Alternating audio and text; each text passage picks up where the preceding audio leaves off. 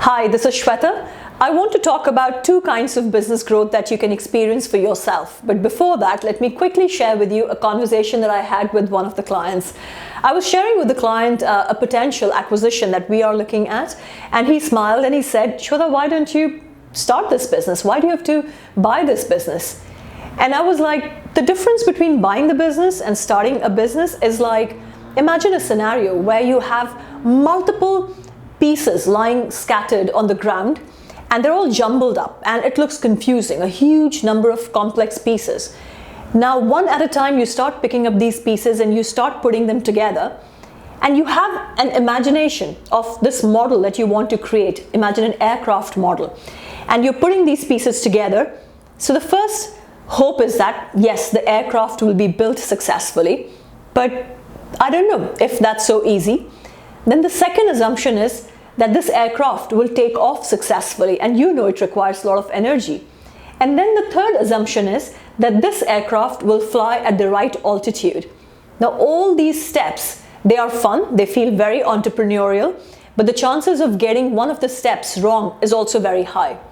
Versus buying a good business, which is already like an aircraft flying at a decent altitude, sitting in the cockpit, looking at the dials, looking at the measures, and with the knowledge and the experience, it's relatively easier to increase the altitude of this aircraft. It doesn't take so much of energy.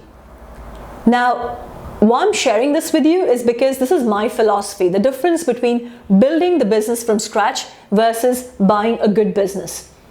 The question really here for you is that there's not just one kind of growth, which is the organic growth, which is what most of the businesses focus on. That how do I increase my turnover? How do I improve my profitability by some marketing strategy or sales strategy, or by bringing a sales rep on board, or whatever the approach is. The second way of growing is inorganic growth.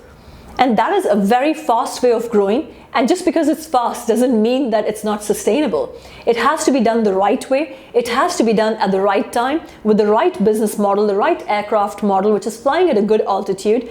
But the main question that I really want you to consider is that on your radar? Is that second option of growing the business through inorganic means, is that a part of your long-term strategy? Because if it's not, you might be missing out on an easier way to grow your business portfolio.